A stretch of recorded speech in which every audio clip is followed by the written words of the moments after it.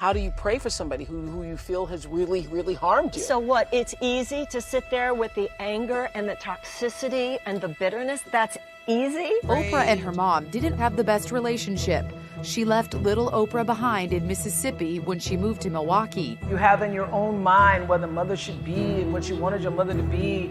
And in many cases, your mothers and your fathers can't be what your ideal is. What do you think is the biggest gift that you've given your daughter? I loved her the way that she loves people now. We didn't have a strong relationship. She never knew me. She never really knew who I was. The love that we're seeing Oprah give the universe really was born out of your love for her. Right. My mother and I had a complicated relationship. It wasn't until I became the famous Oprah Winfrey that I felt that she was even interested in seeing me. I remember the first night entering into that house and being told that I wouldn't be able to sleep with my mother and I wouldn't be able to sleep inside the house. It was because of the color of my skin. I don't know how I knew that, but I did. I went through a real period of self-discovery because you have to find other reasons for appreciating yourself. It's certainly not your looks.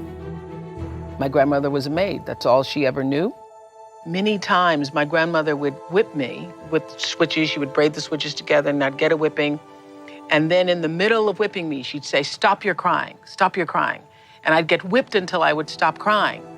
And then afterwards, she would say, "You better wipe that pout off of your face. You better put a smile on your face." So you'd have to now act as though the beating that you just had didn't happen. I realized that that pain of not being able to express the emotion, that would be a huge pain body that I would end up carrying.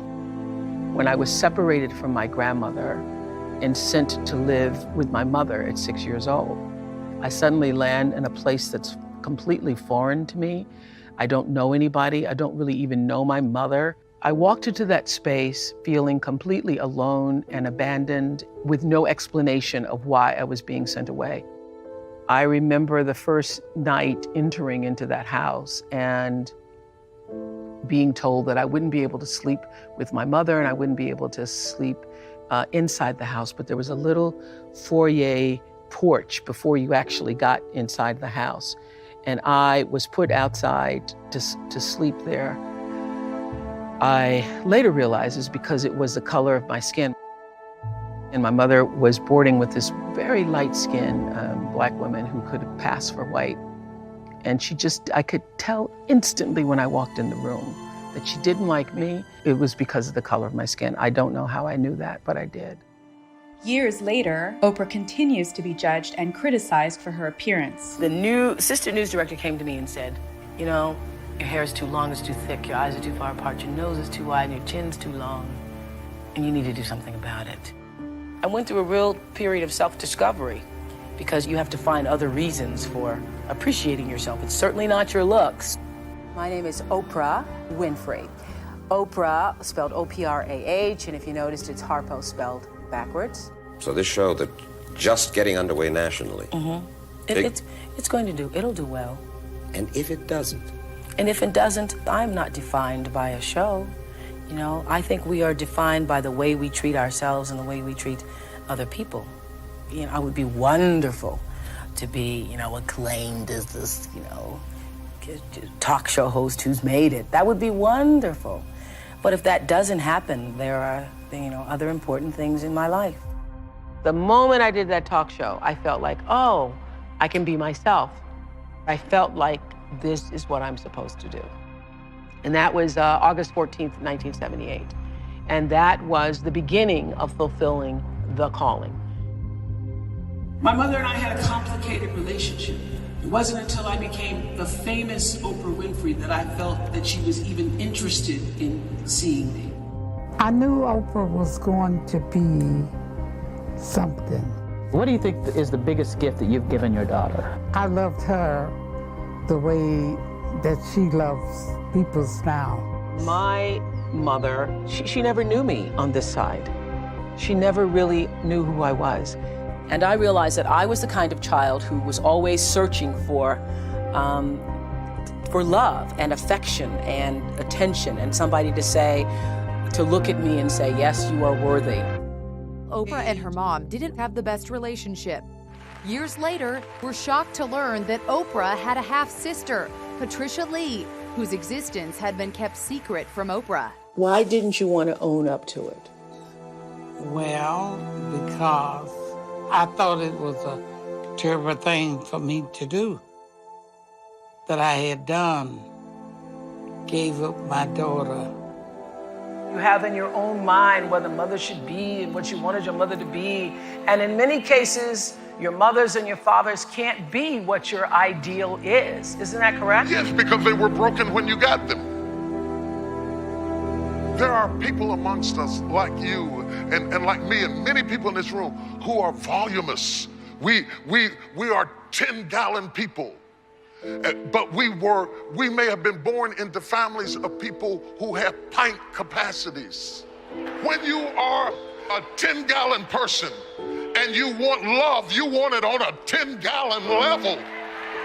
But a pint person, they could be giving you all that they have, sincerely giving you everything, but it doesn't fill you up because you're bigger than that.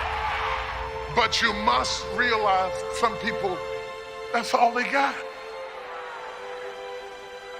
5 years later, Oprah is forced to confront her mother. My mother was dying. I got a call from my sister that she thought it was the end. So I hopped on a plane and I surprised my mother. And she's like sitting in this little room. It's like 80 degrees and she just watches TV all day. I sat with my mother and I said, I don't know if you're gonna make it. Do you think you're gonna make it? And she said, I don't think I am. And I had a conversation with her about what that felt like. I started telling all the people who cared about her, if you want to say goodbye, you should come and say goodbye. And then I left, and I left knowing that that was going to be the last time. The next day, I had a bunch of meetings in California, and I canceled all of those meetings, and I went back to Milwaukee because I felt like I had not closed it. I wanted to make sure that I said everything I wanted to say. So I went back, and I waited for a way to say what I wanted to say. And I was praying for a way in, and I just walked in with my iPhone, and something said, voice said, play some music. So I started playing some music, and I could see that it opened her a little bit, because my mother's been a very closed down person. And I could see that the music gave me an opening to say what I needed to say. And what I said was, thank you. As a young girl, having a baby, no education, 17, you get pregnant with this baby. Lots of people would have told you to give that baby away. And you didn't do that. And I know that was hard. And I want you to know that no matter what, I know that you always did the best you knew how to do. I thank you for being the mother that you knew how to be, even though many times it wasn't what I thought I needed. And I want you to know I bless you and I give you peace, and I want you to go in peace and to know I love you. I would say to anybody, say the things that you need to say while the people are still alive, so that you are not one of those people living with regret about what you should have said. Forgiveness is giving up the hope that the past could be any different. You think forgiving means accepting what has happened to you. Well, it is accepting that it has happened to you. Not accepting that it was okay for it to happen. It is accepting that it has happened. When I got that, I think it took me to the next level of being a better person, because I don't hold grudges for anything or any situation, and neither should you. It's letting go so that the past does not hold you prisoner.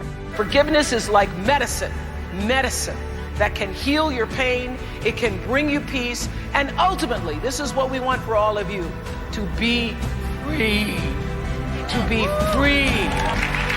If I had held on to all the things that happened to me in my childhood and in my life, I wouldn't be standing here today. We were taught to think that it is powerful to hold people hostage with what they did wrong, that that's your power, that's how you get back. No, I didn't forget it, and I'm strong and I'm tough. But it takes more strength to forgive than it does to be vengeful and angry. Forgiveness does not exonerate the perpetrator. It does not justify their behavior. Forgiveness is a gift you give yourself.